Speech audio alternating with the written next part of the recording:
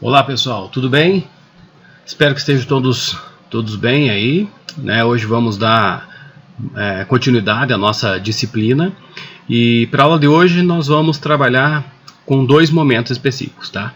Então, o primeiro momento nós faremos, né, um resgate, né, de todo o nosso sistema lá, do software que eu pedi para vocês instalarem, e é onde a gente vai recuperar um pouquinho do que a gente já fez, tá? E vai dar continuidade.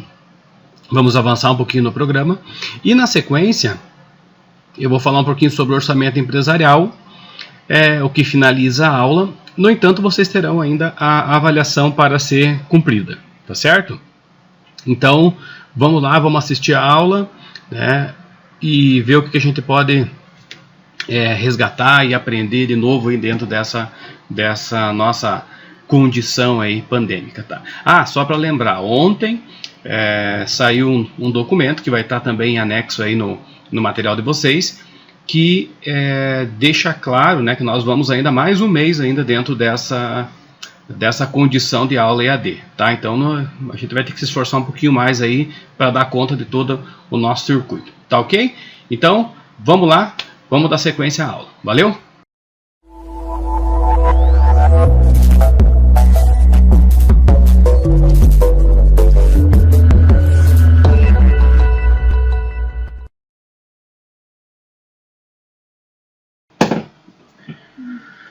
Vamos lá então, pessoal, vamos começar análise de projetos e orçamentos empresariais. Vamos para a terceira aula, mas antes de nós começarmos a terceira aula, eu vou reprisar 6 minutos da primeira aula, que finaliza aquela primeira aula, os últimos 6 minutos, onde vocês irão resgatar um pouquinho da questão do programa que eu pedi para vocês instalarem. Então, lembrando, quem não instalou ainda, entre em contato, porque eu estava até pensando como que eu poderia avaliar isso tudo, né? E depois, no final dessa aula, eu vou deixar para vocês uma atividade referente ao programa, tá? Então, acompanhem bem certinho a aula. Vamos entender o que a gente fez na última aula, então vamos recuperar aquele pensamento da última aula que nós trabalhamos com o programa, que foi a primeira aula, e na sequência nós entramos para falar sobre orçamentos. Então, vamos dar essa olhadinha aí, e aí a gente continua com o processo. É evidente que, como eu falei para vocês, hoje a gente vai trabalhar com mais 2 partes ou 3 do software ali, que são alguns recortes, né, passo a passo para serem preenchidos por vocês. Lembrando que esse preenchimento, né, e o trabalho com o software vai ser uma das nossas avaliações. Então é imprescindível que todos, né, entreguem, né, individualmente lá no final. Como vocês sabem, a gente estendeu mais uma vez o prazo para retornarmos para a sala de aula na maneira presencial, mas isso não vai ser alterado. Então essa questão da avaliação do software em si, a gente vai estar trabalhando depois, tá ok? Então vamos lá ver o que a gente pode resgatar da última aula.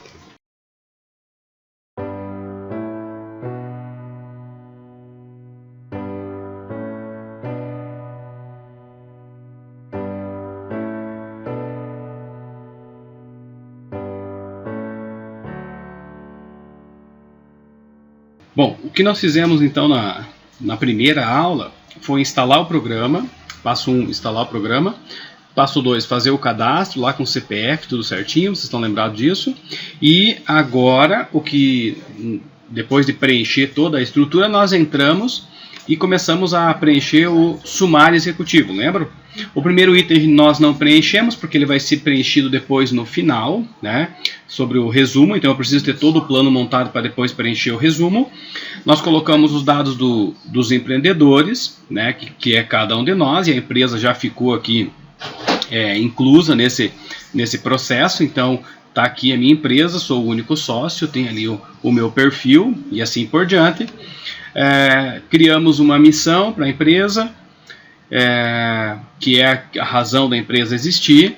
Escolhemos um setor de atividade, a forma jurídica que mais se enquadra, o enquadramento tributário da empresa, o capital social dessa empresa e as fontes de recurso, da onde que eu vou arrumar o meu money, o meu dinheiro para colocar, para montar esse negócio, tá? Lembrando que cada etapa que nós vamos fazer nesse sistema, pessoal, vocês têm a possibilidade de revisitar aqui onde tem esse ícone com o ponto de interrogação, que ele pode tirar as dúvidas que vocês têm, tá certo?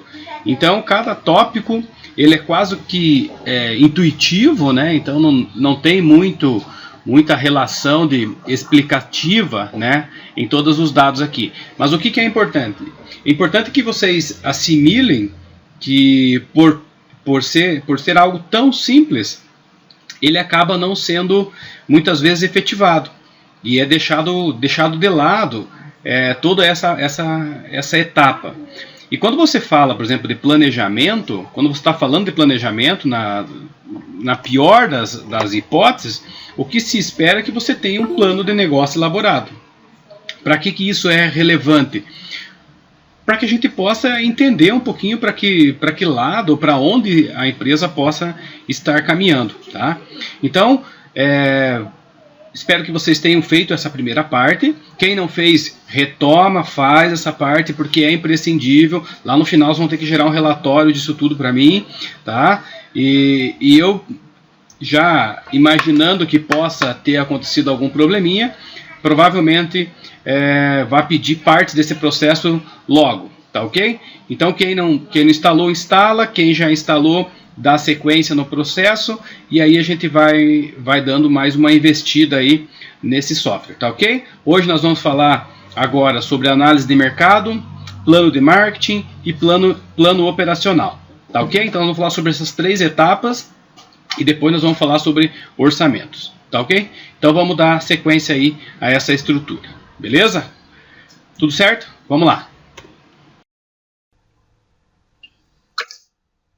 Bom, então, sumário executivo concluído aqui, todos eles com um íconezinho vermelho aqui, dizendo que já foram concluídos, cada uma das etapas. Nós vamos para a análise de mercado. A análise de mercado, ela é composta por 3 etapas: estudo dos clientes, estudo dos concorrentes e estudo dos fornecedores, tá?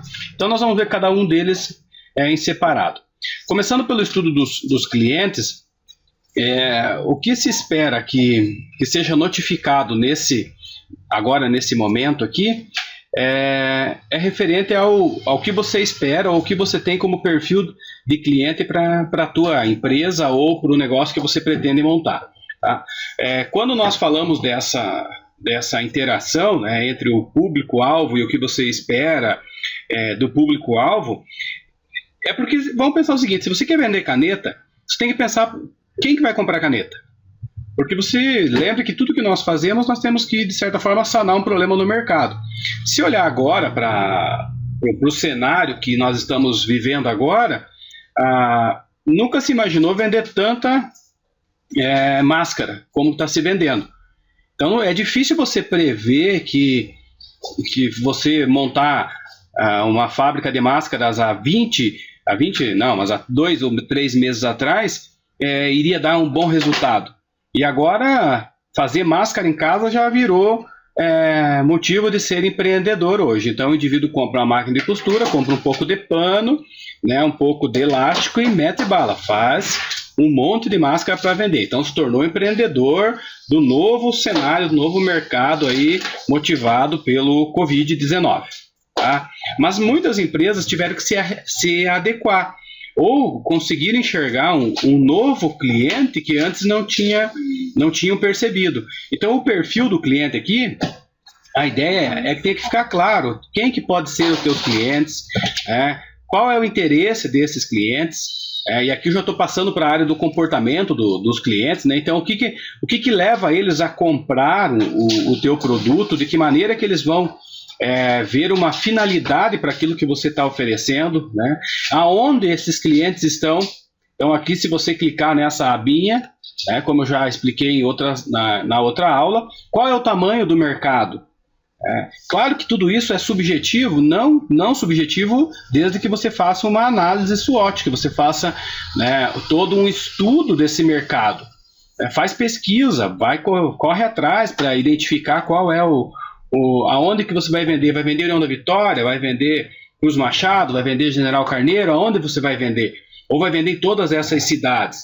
Então isso parece muitas vezes que é uma coisa que está ali. E muitas pessoas acabam abrindo pequenos negócios no bairro e acham que vão vender só para o bairro. E às vezes estão situados numa rua muito movimentada, que cruza outras pessoas que estão em outros bairros. Por que eu não posso tornar o meu negócio atrativo para esse tipo de pessoas? Por que eu não trago o público até mim? Porque muitas vezes eu não estudo a abrangência. Eu nem sequer me dou conta de até onde o meu negócio pode ir. Então, por isso que é relevante fazer esse estudo da abrangência do mercado. Então, percebam que são três detalhes simples. Qual é o perfil do teu cliente? Perfil homem, mulher, jovem, adulto, né? Homem, mulher, jovem, entende? Mas é mais da geração teen, então é mais, como que diz a palavra? Criança, jovem, adolescente, lembrei. Então é adolescente. Então o perfil do meu cliente é o adolescente. Ou o perfil é o idoso de 60, 70 anos. Ou o perfil é só mulheres ou só homem. Então, quer dizer, qual é o perfil? Qual é a idade? Quanto essas pessoas podem gastar? Porque você tem que pensar o seguinte, se faz um produto para criança, é o pai que vai pagar.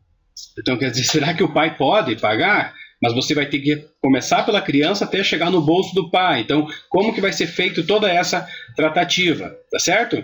Então, esse é o estudo dos clientes. Então, você pode definir o meu público-alvo aqui, eu vou identificar aqui como jovens e adultos, né?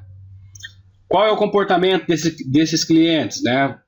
Tem intuito de abrir o próprio negócio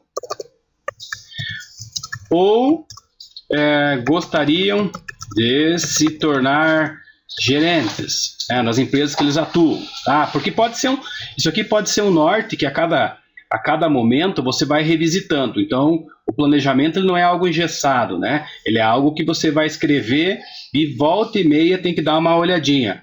Qual que é a área da abrangência? Então vamos pegar aqui, ó, norte de SC e sul do Paraná. Mas por que tão grande, né, essa área de abrangência? Porque hoje, mais do que nunca ficou comprovado, porque eu não posso focar o meu trabalho apenas nesse núcleo que eu estou hoje. No meu ramo de atividade, eu vou abrir o meu sumário executivo aqui, ó, missão da minha empresa, forma jurídica, capital social, tá aqui missão da empresa, o resumo, o que é, tô vendo aqui, ó, administrar, tá aqui, ó, ministrar aulas de qualidade com aproximação de teoria e prática. Essa é a minha missão. Eu trabalho com serviços. A minha forma jurídica é uma empresa individual.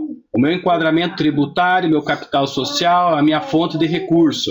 Legal, então eu já identifiquei pelo sumário executivo um pouco do meu perfil, relembrei isso tudo, revisitei, elaborei aqui um demonstrativo do estudo dos clientes e agora eu vou falar dos concorrentes. Então, quer dizer, quem são os meus concorrentes? Os meus concorrentes, eles podem ser várias pessoas. Então, aqui vocês vão clicar aqui e vai incluir o teu concorrente. Observe que quando vou incluir um concorrente, ele acaba abrindo uma aba um pouco mais ampla. Então, eu vou chamar aqui de empresa 1, tá? A localização dessa empresa 1, eu vou colocar que é na cidade, ou vou identificar com bairro, vou colocar bairro aqui, ó. Vou colocar Bom Jesus, tá? A qualidade do quê? A qualidade do serviço, né? A qualidade do serviço que esse meu concorrente está prestando, tá? Só que tem um detalhe aqui, ó. Quando você fala da qualidade do serviço, não é o que você acha, tá? Quando você define o teu público-alvo, a ideia é que você vá em busca de mais informações com os potenciais clientes, aquelas pessoas que consomem esse produto que você também vai oferecer, esse serviço que também você vai oferecer. Então aqui a qualidade, ela deve ser apontada como uma opinião, como uma pesquisa feita com os potenciais clientes que você também vai querer ter. Ou seja, são os clientes do teu concorrente. Então você vai pesquisar lá e o cara vai dizer, não, o serviço do cara é bom. Então, por exemplo, uma média ficou bom, tá? O atendimento dele é excelente, tá? Os serviços ao cliente, muito bom, tá? O preço dele é ruim, tá? A condição de pagamento também é ruim. Então observe o seguinte, e vou salvar aqui, salvei. Esse é o concorrente número 1. O que o concorrente número 1 tá me mostrando? Está me mostrando que ele tem um ótimo serviço, tem um ótimo atendimento, no entanto, o preço dele é ruim. Né? A condição de parcelamento dele também é ruim. Então aí eu já começo a identificar aí algumas potenciais falhas, né? Ou seja, algumas fraquezas que ele tem que são oportunidades para mim entrar nesse mercado em que ele está atuando. Então, quer dizer, para mim entrar nesse mercado, eu tenho que ter uma qualidade melhor que a dele, ou igual a dele. Isso é o primeiro ponto de aceitação. Porque por mais que o preço pareça ser relevante, quando a qualidade de um produto no serviço é ruim, cai por terra. Então você pode ter um ótimo preço e a tua qualidade ser péssima. É evidente que o indivíduo não vai pagar barato para ter um produto ruim. Então, qual que é o cenário ideal, né, que se espera numa prática? É que a qualidade seja boa, o atendimento seja bom, o serviço seja bom, o preço seja maravilhoso e a condição de pagamento seja perder de vista. Brincando entre nós aqui, isso fica só entre nós e a Uniuv inteira aqui, e mais quem estiver assistindo essa aula depois, é evidente que o que nós queremos é um bom produto com preço baixo. É sempre o que nós buscamos no mercado. Então, pensem o seguinte, primeiro, ponto de partida, não é a opinião de vocês agora. Não tem nada a ver com a opinião de vocês ou o que vocês acham da empresa do outro. Porque geralmente você vai olhar para a empresa do outro e vai dizer, não, mas a empresa dele é uma empresa ruim, a minha pode ser muito melhor. Entende? Meu pai me disse que vai ser boa. Não interessa o que o teu pai disse. Se o teu pai não consome aquele produto, não vem ao caso. O interessante é que você faça uma pesquisa com aquelas pessoas que realmente utilizam o produto ou o serviço dessa empresa que você está querendo montar e ser concorrente com aqueles que estão no mercado. Tá ok? Então, aí vocês podem colocar 1, 2, 3 ou 4, dependendo do segmento que vocês estão. E eu espero, né, que vocês elaborem esse trabalho de maneira efetiva, tá? Para que a gente possa depois ter um panorama geral. Porque a ideia de trabalhar com software é que vocês possam levar um pouquinho da teoria para a prática, mas aí vai depender de vocês também. Tá? Se vocês quiserem inventar um monte de coisa e fazer um mundo de faz de conta, infelizmente a gente deixa um pouquinho a desejar. Mas eu espero que vocês alimentem com 1 ou com 2 concorrentes que vocês pensam, né, dentro dessa proposta aqui. Então, quer dizer, talvez a maioria de vocês vai partir para o seguinte, eu vou abrir um escritório de contabilidade. Legal! Talvez seja a relação mais natural que vocês vão ter analisando esse processo. Então, se vocês são contadores, futuros contadores, e vão abrir um escritório de contabilidade, provavelmente vocês já devem ter uma noção da onde vocês vão abrir. Então, pensem quem são os concorrentes que estão do lado de vocês. E, mais uma vez, não vale de nada a opinião de vocês sobre se o indivíduo A, B ou C, o escritório A, B ou C é ruim ou é bom.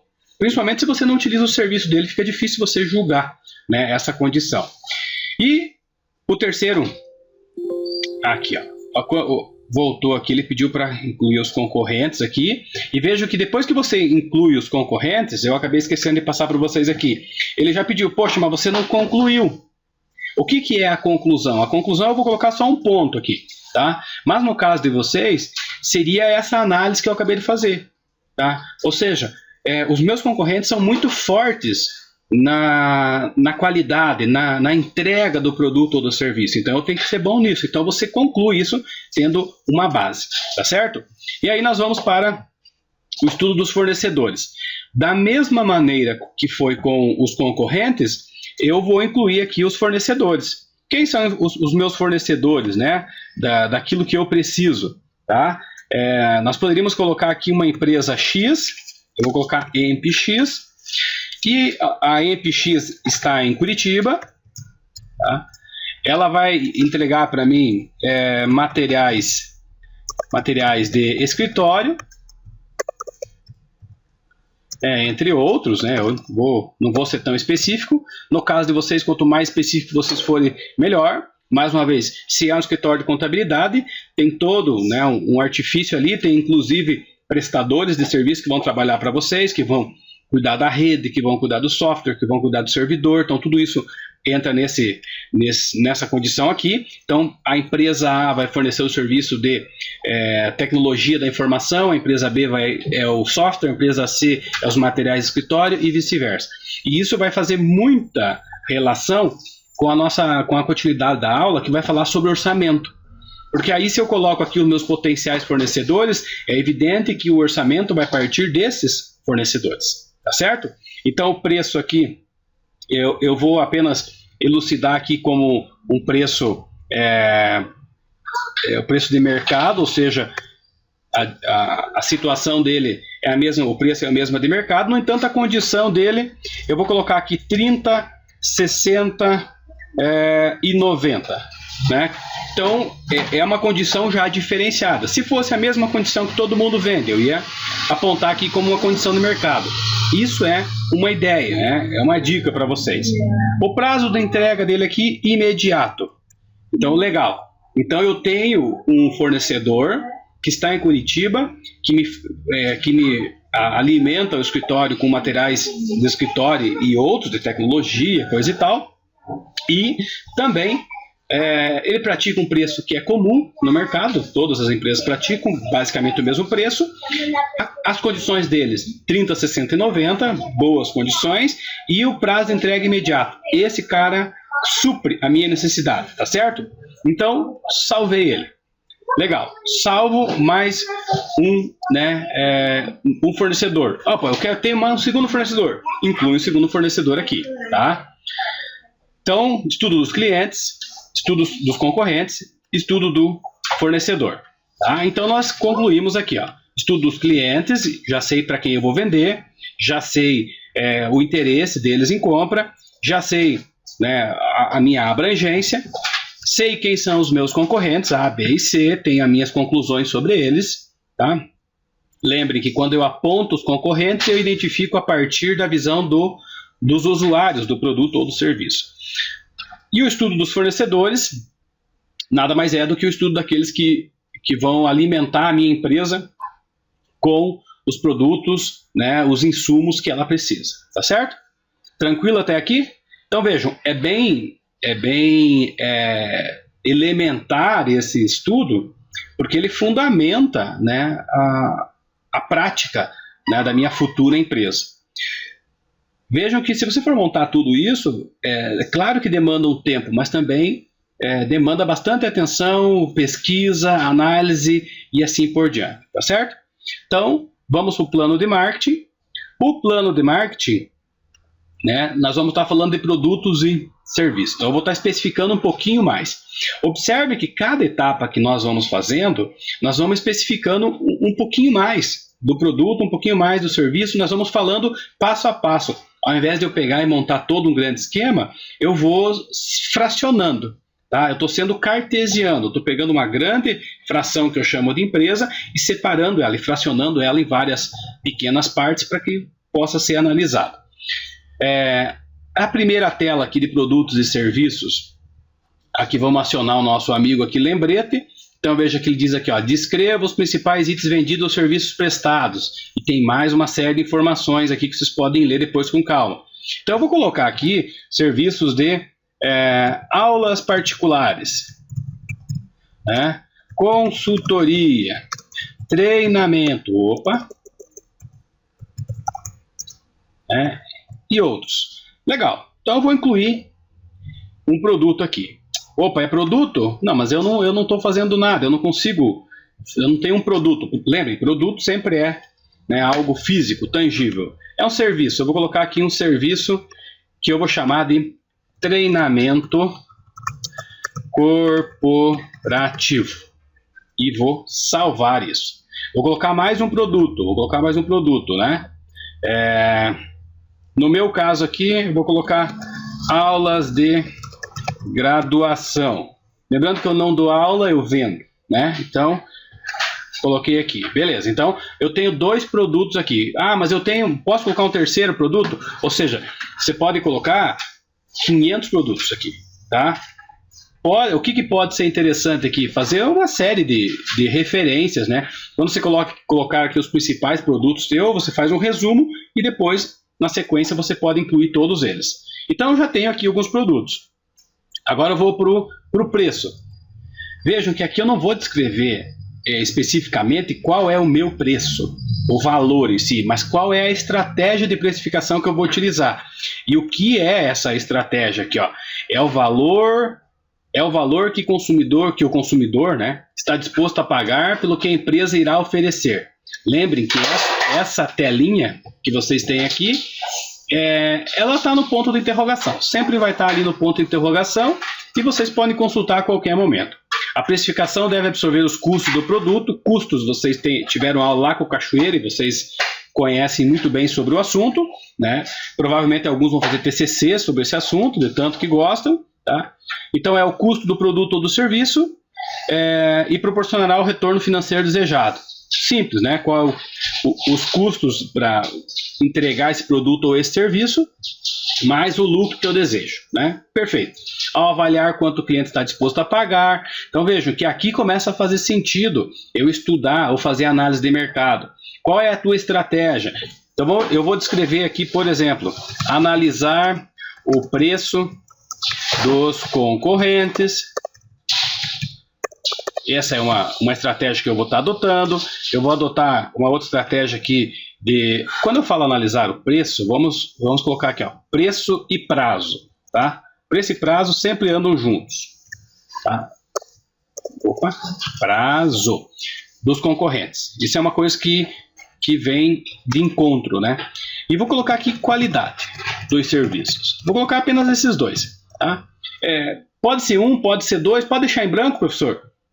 Olha, eu acho que se você não tem uma estratégia de como você vai precificar o teu trabalho, fica meio difícil depois você definir um preço lá. E é o que mais acontece, né? É muito comum acontecer de ir pelo achismo. Então eu pego o preço vamos imaginar o seguinte: eu vou abrir uma loja de confecção para vender modinha. Já ouviram falar em modinha? Eu não sei bem o que é, mas a minha esposa diz que tem loja de modinha. Então, compra a loja de modinha. É isso? Modinha. Tá? Então, tem lá, loja de modinha. Então, você compra a loja de modinha, coloca 40% ou 150% em cima e isso é o teu preço de venda.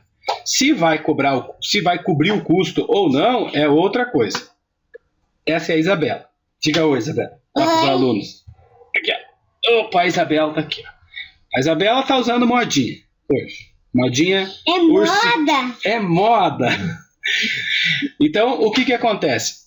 A qualidade desses serviços ou a relação do preço, prazo, concorrente, pelo menos me dá um norte para entender se eu estou no caminho certo. Então é muito comum, né? Você já deve ter visto na cidade que vocês moram, né? Mas aqui em União da Vitória é muito comum você ver a empresa iniciada, ali 2 ou 3 meses a empresa some do mercado.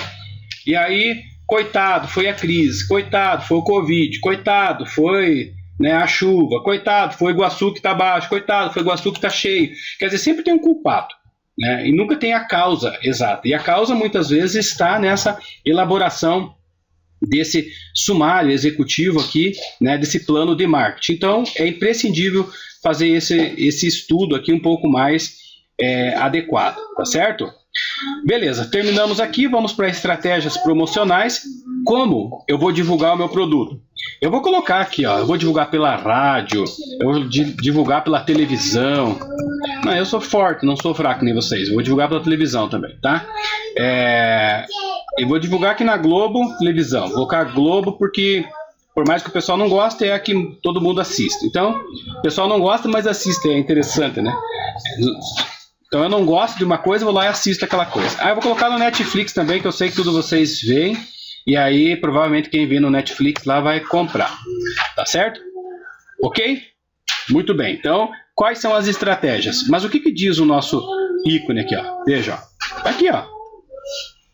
A única diferença que ele está dizendo aqui, do que eu estou colocando aqui, é o seguinte: eu vou fazer um spot, né, na rádio, 15 segundinhos, 30 segundos. Como que eu vou fazer isso tudo? Na TV vai ser no horário nobre, vai ser...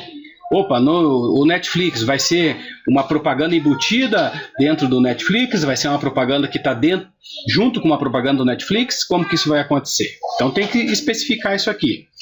A estrutura de comercialização, como que eu vou distribuir o meu produto, né? No meu caso aqui eu vou expor pela internet, tá? E presencial. Ou seja, você pode me contratar para um curso online, ou você pode me contratar para ir até a tua empresa, fazer esse treinamento, esse curso, tá certo? E a localização do meu negócio. Aí eu vou colocar aqui Avenida do Sucesso, bairro dos Granfinos, cidade... Puxa vida, agora colocou aqui, vou colocar aqui Grécia, cidade, não Grécia não, né? Colocar Atenas e assim vice-versa. Vou preencher todos os dados referentes à localização do meu negócio. Tá ok? Nada muito fora de cogitação quando eu falo de endereço. No entanto, por que eu escolhi esse ponto faz toda a diferença, tá? Então, quer dizer, é próximo aqui, ó, próximo dos principais clientes ou potenciais clientes, entende? Ou porque era do meu pai. Então, quer dizer, se era do meu pai, herdei, não preciso ter uma outra justificativa. Se o ponto for bom, sim, senão se faz o seguinte: vende, que era o ponto que o teu pai trabalhava, entende? E compra um próximo daquilo que você vai estar utilizando. Tá certo? Então essa parte, pessoal, é a parte legal de se fazer o plano de negócio, porque você pode brincar com as relações que você tem com o mercado em si, e por enquanto aqui nós não estamos tendo prejuízo, tá certo? Tá bem de boa toda essa situação, tá ok? Ficou entendido até aqui? Muito bem, eu vi que muitos balançaram a cabeça. Valeu! Bom, vamos lá então. Espero que vocês tenham relembrado ali um pouquinho do software e tenham compreendido a importância de preencher passo a passo, tá certo? Então hoje nós vamos tratar de mais um tema da nossa aula, tá? Mas antes de nós começarmos, propriamente dito aqui, eu gostaria de trazer para vocês um pensamento do Cícero, né, que foi um pensador aí, e ele diz o seguinte, que o orçamento nacional deve ser equilibrado, as dívidas devem ser reduzidas, a arrogância das autoridades deve ser moderada e controlada. Os pagamentos a governos estrangeiros devem ser reduzidos se a nação não quiser ir à falência. As pessoas devem, novamente, aprender a trabalhar, em vez de viver por conta pública, né? O interessante desse pensamento do Cícero é que ele é tão antigo que parece que foi escrito para o momento contemporâneo. Porque vejam bem, Cícero viveu entre 106 a.C. e 43 a.C. E ele já tinha uma preocupação com o que ele chamava de orçamento. Tá? Então, isso é só para vocês entenderem o quanto isso é relevante para nós estudarmos hoje. Né? Então, nós não estamos falando apenas de uma condição que surgiu agora ou que é simplesmente um fetiche dentro do cenário empresarial, mas que realmente o orçamento ele tem todo um sentido e uma conotação estratégica para as empresas, tá certo? Então, a aula de hoje vai tratar desse assunto, tá? Observem aqui que nós já tivemos 2 aulas, onde a gente fez a apresentação do software no dia 24/4, né? E demos toda uma tratativa de como seria o nosso bimestre. A semana passada a gente falou do análise de mercado e plano de marketing. E hoje, especificamente, nós vamos falar de orçamento empresarial, tá certo?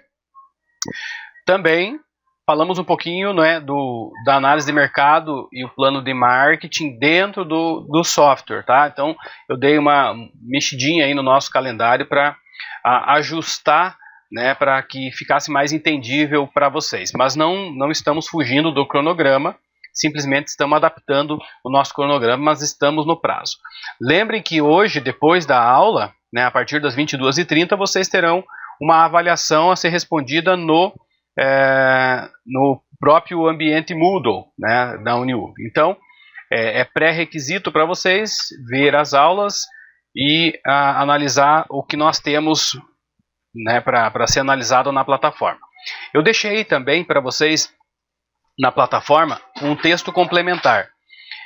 É evidente que o texto complementar, a ideia é que ele complemente a linha de raciocínio que está sendo traçada aqui. Esse artigo que eu deixei para vocês ali, ele é um artigo que ele foi feito por pessoas da área contábil, né, por estudantes da área contábil, e ele tem bastante relação com o que nós vamos falar hoje, e demonstra a importância da questão do orçamento para a empresa que é objeto de estudo.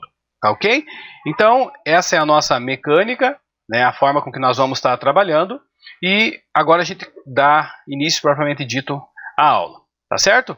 Então vamos lá, vamos ver o que a gente tem preparado para hoje aqui e para a gente discutir aí, que é um assunto bem interessante. Beleza?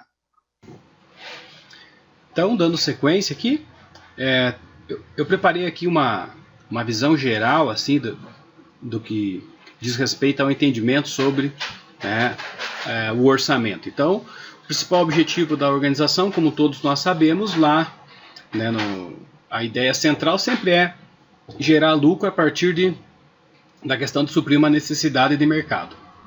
Mas, vejam o que diz essa tela. Todo mundo que fala de orçamento utiliza o orçamento, na maioria das vezes, como um instrumento para o planejamento empresarial. Então, diferente daquilo que muitas vezes nós entendemos como orçamento empresarial, que é uma pesquisa de preço para comprar um determinado produto, ou muitas vezes um produto de compra imediata, a orçamentação ela é algo muito maior, ela tem muito a ver com questões de estudo de mercado, né? Realmente de planejamento dentro do que a empresa pretende atuar no que diz respeito a um ano fiscal. Então nós estamos falando de uma projeção, digamos assim, tá certo? Então a ideia é que através do orçamento possa ser delineado, né, um planejamento econômico-financeiro para a organização. Tudo isso é evidente que depende muito de como o processo é realizado.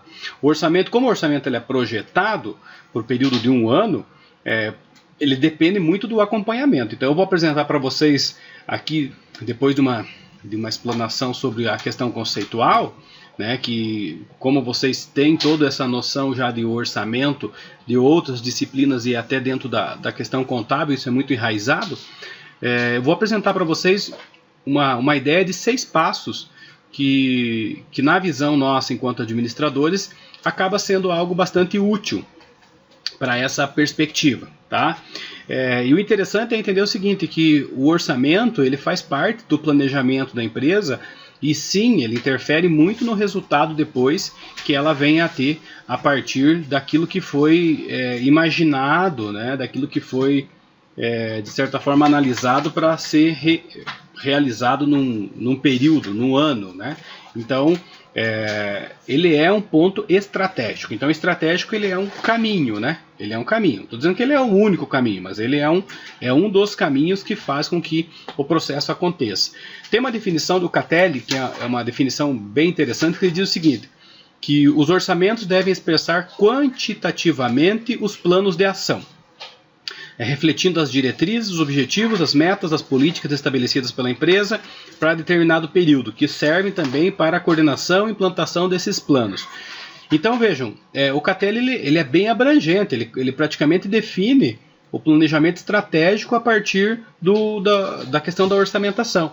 Se vocês olharem para essa definição e olharem aquilo que nós acabamos de trabalhar no software, vocês vão ver que tem muita ligação, está muito próximo daquela relação, tá? E o Catelli ainda continua dizendo o seguinte, que o orçamento funciona como um instrumento de controle administrativo de 3 maneiras, tá?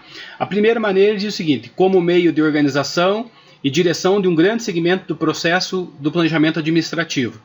Ou seja, ele é o grande, talvez o pano de fundo de todo o orçamento administrativo da empresa, de todo o planejamento administrativo da empresa. 2. Como uma contínua advertência em procurar desenvolver os planos e programas guiando a administração no dia a dia. Uma coisa é você sair desbravando o mercado. A outra coisa é quando você tem o teu negócio funcionando e você tem um norte, né? Por isso, lembra aquela análise de cenário que a gente fez, análise de mercado? Então vejo que para mim, quando eu conheço o mercado, fica mais fácil para mim fazer a orçamentação. Ou seja, eu já sei aonde que está o meu fornecedor, quanto tempo leva para entregar, de que maneira que esse fornecedor entrega, se é rápido, se é lento ou vice-versa. Então essa perspectiva que nós analisamos lá na elaboração do projeto da empresa, ela serve agora como uma diretriz para mim fazer o orçamento. Por isso que o planejamento orçamentário ele não está fora do planejamento empresarial como um todo. Tá certo? E por último ele diz ainda como avaliar a performance real. Então ele tá dizendo que se estabelece um paralelo. Tá? Ou seja, aquilo que eu projetei com aquilo que é realizável. Tá? Então eu planejei para o ano gastar 100 mil em materiais, em produtos, em insumos, e quanto realmente eu gastei. Se eu fugir muito a essa escala, significa que alguma coisa aconteceu, alguma situação inesperada aconteceu. E aí não cabe a mim achar culpado para essa situação, mas sim identificar onde que foi o possível erro que aconteceu dentro do processo de orçamentação do ano anterior. Tá? Vamos em frente. Os orçamentos devem manter-se atualizados para atender aos seus propósitos. Ou seja, eu fiz o orçamento para o ano de 2020, mas em virtude de tudo que ocorreu, eu tenho que revisar tudo isso. Tá? E quanto mais rápido eu fizer isso, melhor. Tá? Então, ou eu estabeleço, por exemplo, uma revisão bimestral para os orçamentos, ou eu estabeleço trimestral ou mensalmente. O interessante é que sempre a gente esteja voltando a essa situação, tá bom? Ok? Muito bem. Então, vamos lá. E isso é evidente que serve para que a gente possa ter uma base mais realista. Planejamento ele nunca é algo fechado, né? Rígido. Ele sempre tem que ser algo flexível. Tá? Os orçamentos com essa base eles são preparados para períodos específicos. O comum é se ter a preparação para um ano, tá? Mas eu penso que isso vem sendo reduzido, né? Você pode fazer o planejamento para um ano revisado bimestralmente, semestralmente, mensalmente. Tranquilamente isso pode ser feito, tá ok? A ideia é que a gerência tenha essa aptidão para fazer essa análise. Então, nada mais coerente do que o gerente da organização ser a pessoa mais indicada para fazer essa revisão orçamentária. Então, o gerente não é para ficar solucionando o conflito das pessoas. Esse brigou com aquele brigou com esse.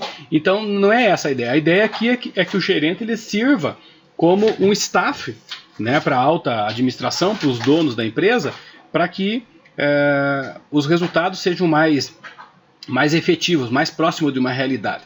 É muito comum a parte gerencial ser entendida como boa a partir do momento que ela reduz a quantidade de conflito dentro da empresa. Mas nem sempre o conflito é algo negativo. Às vezes é necessário o conflito, o choque de ideias para que a gente possa brigar pelo melhor resultado. Tá?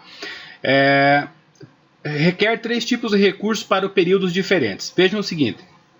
Isso aqui é com base no Atkinson. Tá? Ele diz o seguinte: recursos flexíveis que resultam em custos variáveis, e estes podem ser obtidos ou podem ser descartados no curto prazo. Então, vejam bem, se eu estou dizendo que eu preciso de um insumo, que esse insumo faz parte do meu custo variável, então eu tenho que reduzir o espaço de análise. Então, antes eu tinha projetado para um ano, agora eu tenho que analisar para um período menor, tá? E aí começar todo esse processo negocial. Recursos comprometidos a médio prazo que resultam em custos fixos, da mesma forma. Então, começa a analisar isso para períodos diferentes. Tá? Recursos comprometidos a longo prazo, que resultam em custos fixos. Ou seja, os custos, eles estão na ponta de toda essa análise. Então, quer dizer, eu estou falando, por exemplo, da energia elétrica. Energia elétrica, vamos entender aqui como custo fixo, tá? Mesmo reconhecendo que não existe um custo fixo, né? Mas é um fixo com menos, talvez um variável com uma variação menor, vamos dizer assim. Mas a energia elétrica, algumas empresas analisam e colocam isso no orçamento a ponto de instalarem, por exemplo, geradores próprios. Hoje é muito comum as empresas tirarem, né, ou começarem a investir um pouco de dinheiro em placas fotovoltaicas para gerar energia a partir do sol, visando reduzir, evidentemente, o consumo de energia fornecido pelas grandes distribuidoras. Tá? Então, no primeiro momento, isso aumenta, né, o custo, tá? Mas entendido como investimento, no longo prazo isso vai acabar reduzindo. Então, quer dizer, o primeiro ano eu investi 50, 60, 100 mil, né, para comprar, para investir em tecnologia na minha empresa, mas isso no segundo ano vai interferir sim no meu orçamento, porque eu vou reduzir o índice de energia elétrica que eu estou gastando. Tá? Um exemplo, né, a título só para a gente poder deixar mais claro para vocês essa tratativa, eu vou colocar aqui um exemplo de dúvida e solução, né, para a elaboração de um orçamento. Vejam bem aqui, a dúvida diz o seguinte, ó, ao elaborar o orçamento de gastos com peças para o próximo ano, né, então já defini um período, devo continuar comprando as mais simples para que o produto final seja mais barato, ou devo comprar peças mais requintadas para que o produto final tenha mais qualidade, gerando consequentemente um preço mais alto? Então a dúvida é essa. Continuo com a mesma matéria-prima ou troco de matéria-prima? Qual é a possível solução aqui? Antes de tomar decisão, deve-se conhecer o planejamento estratégico da empresa para descobrir aonde ela quer chegar ou o que ela espera. Né? Caso a empresa queira buscar uma diversificação de clientes, focando naqueles que possuem maior renda, deve orçar a compra de peças mais requintadas, do contrário não. Então veja que interessante, quando nós definimos lá no software o meu público-alvo, para esse tipo de questionamento que eu tenho que ter aquela informação.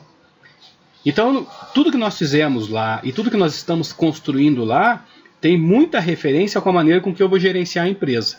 E aqui apresenta uma conclusão que diz o seguinte: o orçamento empresarial, que é de curto prazo, deve ser elaborado com base nos objetivos e nas estratégias definidos no planejamento estratégico, que é de longo prazo. Então observe o seguinte, esse longo prazo, nós estamos definindo aqui talvez 3 anos. Tá? Geralmente o planejamento estratégico é para 3 anos, definido em frações de revisão anual. Então o meu orçamento para o ano, ele já diz o seguinte, esse ano eu vou buscar novos clientes. Eu vou trabalhar, eu vou tentar angariar mais pessoas para trabalhar, para serem meus clientes. E aí, mas os clientes que eu tenho, o público que eu busco, ele quer uma coisa mais refinada. A partir disso, eu preciso investir um pouquinho mais em matéria-prima de boa qualidade. Então percebam que o planejamento estratégico está ligado com o planejamento, né, operacional aqui, e o planejamento operacional se liga com o estratégico por meio das questões orçamentárias. Né? É evidente que, a partir disso, a análise dos relatórios gerenciais se torna imprescindível. Tá? Normalmente, quando você analisa esses relatórios, é onde você percebe, né, o nível de controle que a empresa necessita. Tá? O ideal é que a alta administração deve analisar isso frequentemente. Quando eu falo alta administração, eu entendo o dono da empresa. O dono, o capa preta, o chefe, o homem, sei lá, como vocês quiserem chamar. Mas é importante que não só o gerente ele serve como um intermediário. Tá? Mas o dono da empresa tem que estar a par disso. Se ele não estiver a par disso, é evidente que o processo, né, é muito natural que o processo como um todo acabe sendo comprometido. Tá? Então, quando nós falamos de toda essa situação, nós precisamos ter princípios. né? E os princípios para a implantação do orçamento são vários, né? Então aqui a gente vai ver alguns deles, né? E isso é muito característico de empresa para empresa. Tá? Aqui eu vou trazer o que é mais convenientemente tratado dentro da literatura. Tá? Ponto 1. Envolvimento da alta administração. Quando eu falo de orçamento, geralmente eu comparo com qualidade. Qualidade é algo que não vem de baixo para cima. Então, se você quer implantar um programa de qualidade na tua empresa, não adianta a peãozada querer implantar o plano de qualidade. Se o dono da empresa não quiser, isso não vai acontecer. Tá? É a mesma coisa com a questão do orçamento. O orçamento ele tem que ser o que a gente chama de top-down, ou seja, de cima para baixo. O dono da empresa tem interesse nessa questão de orçamentação. Tá? Só tomem cuidado, porque amanhã ou depois vocês serão os donos da empresa, e aí não adianta dizer que a pessoa não quer fazer orçamento. As pessoas têm que identificar que isso é importante, tá certo? E um outro ponto bastante interessante é como que vai ser feito o sistema de custeio, tá? Então vocês têm lá o que me vem agora aqui é o custeio por absorção, né? E outros modelos que agora me fugiram aqui, mas que vocês conseguem interpretar o que eu estou dizendo, né? Qual é a minha metodologia de custeio? Custeio direto, né? Ou custeio por absorção? Não sei, eu posso estudar o custeio variável aqui, entende? E fazer o fracionamento como eu achar mais interessante por produto e tal. Mas isso é relevante para mim entender a questão da orçamentação, tá ok? Entendido? Então vamos em frente. Nós podemos avançar aqui, tá? Além dos dois primeiros princípios que foram apresentados, nós temos mais alguns, tá? Então, comunicação integral. O processo de comunicação, quando nós estamos falando da implantação de uma orçamentação, eu estou falando de um processo de comunicação que tem que ser muito rápido, tem que ser muito ágil e tem que ser muito eficiente. Eficiente em que sentido? Ele tem que ser participativo, né? Onde todas as pessoas possam, de certa forma, contribuir. Quando eu digo todas as pessoas, eu estou dizendo todas aquelas pessoas que fazem parte, né, do processo de gestão, tá? Num segundo momento, você pode pensar o seguinte, tá, mas como que eu vou integrar todo mundo, né? Primeiro é o seguinte, quando nós temos um processo de gestão que a orçamentação é um ícone estratégico, né, a conversa, né, a comunicação, ela tem que se tornar fluida, né? Fluida no sentido de que todos podem demonstrar o seu interesse e a sua contribuição para que esse processo de comunicação aconteça de maneira efetiva, tá certo? Expectativas têm que ser realistas. Veja aqui, esse item 2 aqui. A expectativa tem que ser realista. Na definição das metas de receita, de gasto, né, deve ser evitado aquela questão de... vamos definir uma meta de 50, mas nós já sabemos que 50 nós alcançamos. Mas vamos definir uma meta de 50, porque 50 a gente consegue. Então a meta não é para ser alcançada, a meta é para ser um eixo motivador, ou seja, tipo, se eu estou alcançando 50, 50, 50, 50, 50, significa que a meta está muito mal definida. Então quer dizer, expectativa realista. Realista é o quê? 50 eu alcanço, então vamos definir 55, né? Porque tá próximo e eu consigo avançar um pouquinho, tá?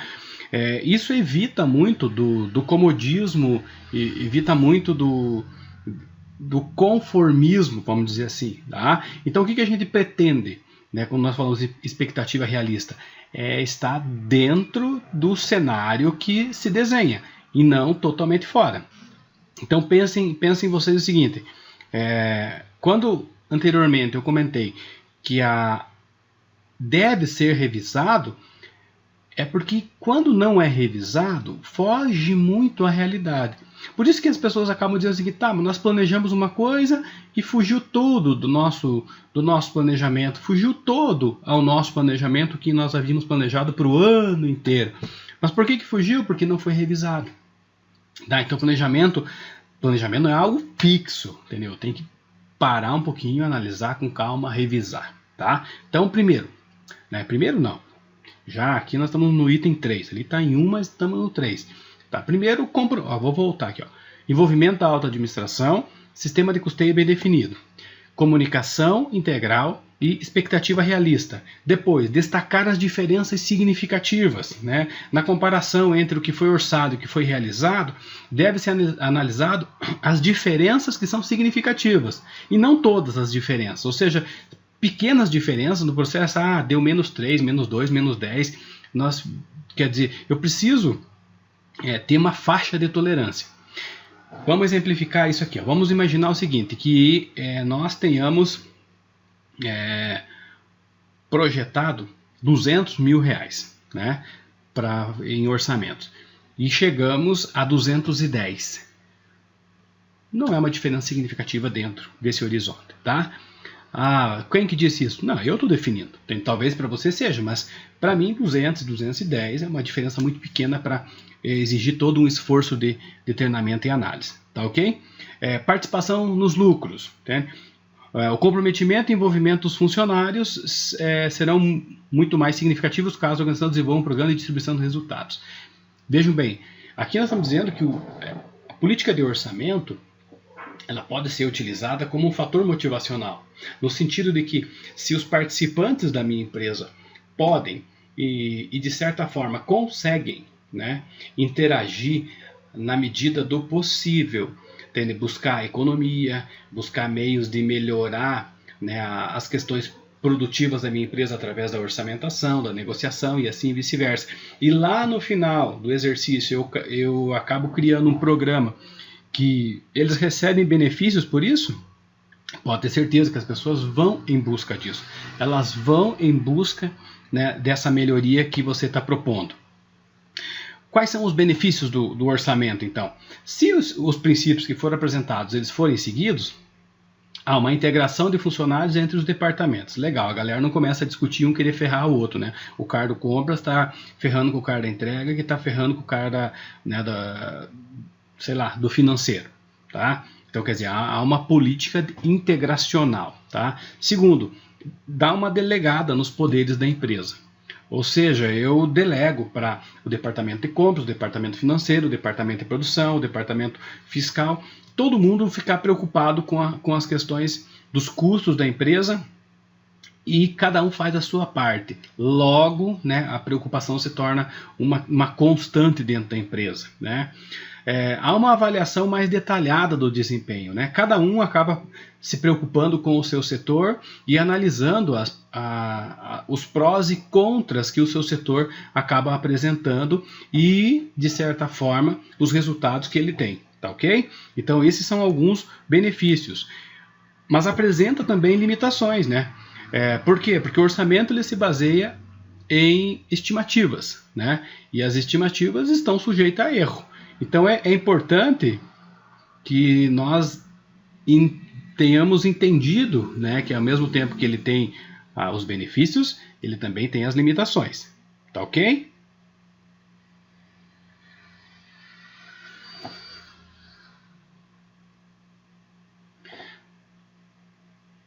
Outra condição limitante que é importante entender é que o orçamento não é uma questão automática, né? Ele precisa, né, nós estipulamos um valor orçamentário e as pessoas têm que ir em busca desse valor orçamentário, entende? Tem que lutar por esse valor, tem que ter a tabelinha lá colada lá no computador, colada do lado do computador, para que possa a todo momento dizer, não, esse valor está dentro, esse valor está fora, esse valor está dentro, esse valor está fora, entendeu? Opa, alguma coisa fugiu ao controle aqui, eu tenho que rapidamente ajustar tudo isso, tá certo?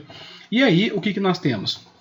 Então, para que tudo isso aconteça de maneira interessante, dentro das organizações, é muito comum se criar um departamento para que a orçamentação aconteça de maneira adequada, né? Isso está dentro da controladoria, e a controladoria ela nunca foi tão importante nas empresas como está sendo hoje, né? Algumas empresas já há alguns anos adotam, né, uma profissão muito interessante chamada de controller. E o controller é o indivíduo que está à frente desse processo de orçamentação, que fica responsável por toda essa tratativa, né? A controladoria ela é responsável, então, por conduzir todo o processo, não por fazê-lo, tá? Ok? Entendido? Tá? Então ele é responsável por conduzir, não fazer. Tá? Cada um dos departamentos deve fazer o seu próprio orçamento sozinho e estipular tudo isso dentro do que a controladoria prevê. Tá ok? Bom, feito tudo que a gente comentou até agora, né? É importante que a gente entenda que o orçamento, né, todo esse processo de elaboração do orçamento, ele precisa ter uma metodologia. Vou apresentar para vocês uma metodologia aqui que pressupõe que esse processo de orçamentação ele deve começar 3 meses, né, em média, antes do exercício. Então nós estamos falando em começar provavelmente em outubro, né, para trabalhar o orçamento do ano seguinte. Tá? Um detalhe, pessoal. O que eu vou passar para vocês aqui é uma metodologia, tá? Não que isso tenha que ser seguido ao pé da letra. Então, nós estamos falando como que eu elaboro, então, todo esse processo de orçamento. Como que eu envolvo todo mundo, né? Que eu consigo integrar a empresa como um todo para que o trabalho seja feito de maneira legal. Então, são 6 etapas, tá? Essas 6 etapas que eu proponho aqui são as seguintes. Primeiro, a comunicação. Depois, distribuição. Depois, projeção, apresentação, aprovação e execução.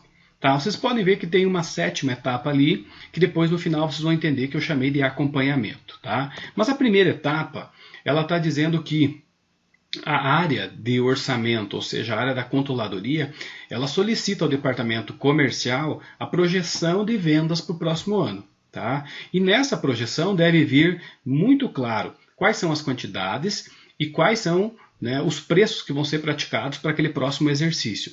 Então veja que nós estamos falando em outubro para o próximo ano. Então é um período bastante antecipado e exige sim um envolvimento e o comprometimento das pessoas para apresentar esses números.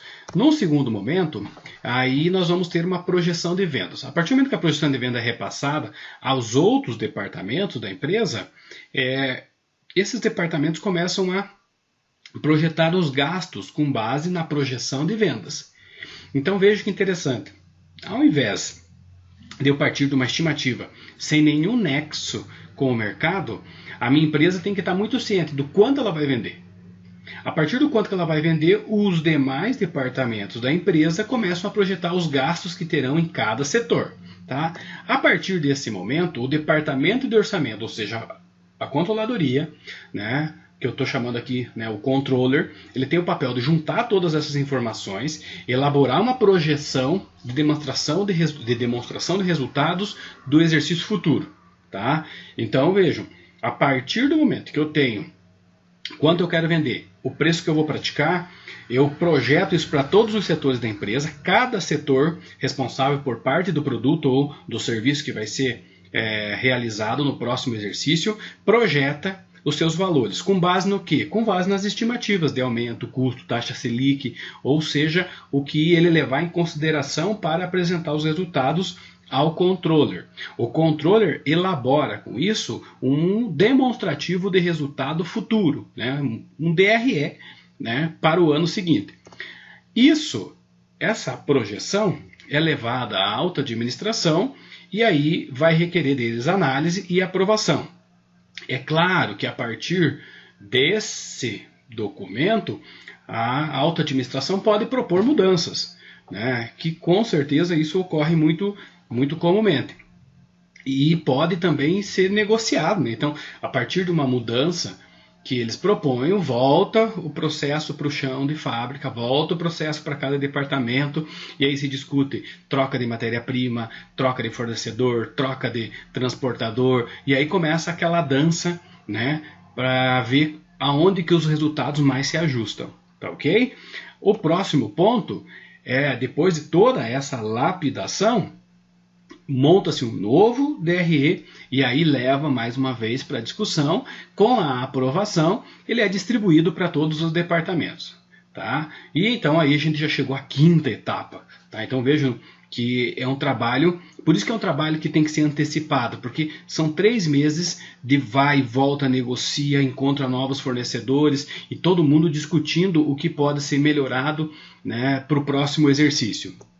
Aí sim chega a última etapa, né, que é a execução dos orçamentos pelos departamentos e assim por diante, ou seja, aí eu começo a executar. Foi aprovado, é isso que nós vamos trabalhar no exercício do próximo ano. Isso vira um documento e a partir do início do exercício tudo isso começa a ser colocado em prática. Tá? Quando isso é colocado em prática, aí vem a próxima etapa que eu mostrei para vocês, que é essa integração. Tá? Os modelos acadêmicos mostram 6 etapas. Eu coloquei uma 7ª etapa aqui, entendendo que ela existe, né? Mesmo não estando citada lá na bibliografia, ela existe aqui, que é esse acompanhamento. Entende? É esse ir, analisar, voltar a analisar. Então, eu vou fazer esse comparativo entre aquilo que eu me propus a fazer, o quanto estou me propondo, e o quanto propondo a gastar, e o quanto eu estou cumprindo dessa proposta.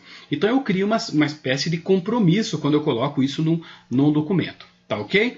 Então, é evidente que existem benefícios e existem limitações dentro do orçamento. Tá?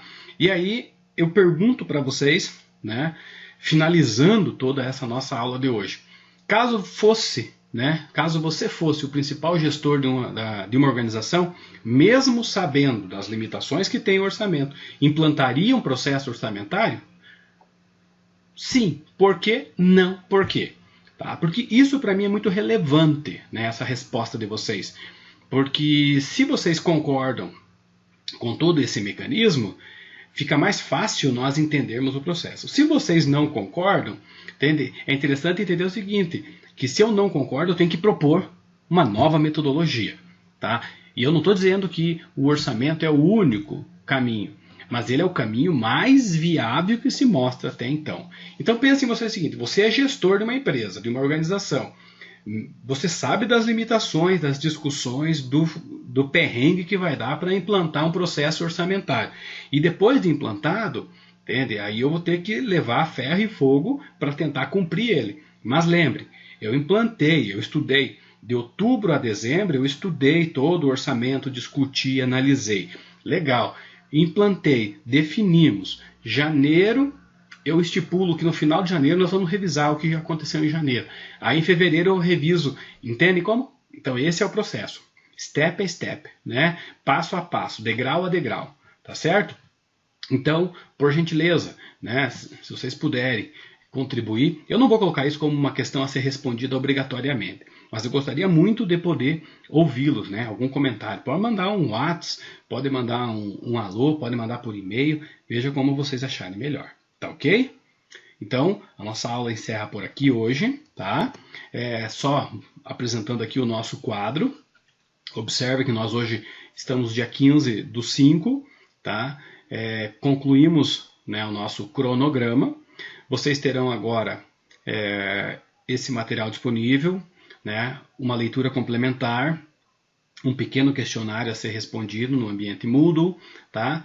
E aí nós partimos para a próxima aula, tá ok? Muito obrigado a todos, né? Uma ótima semana a vocês aí e até mais. Valeu, gente. Muito obrigado.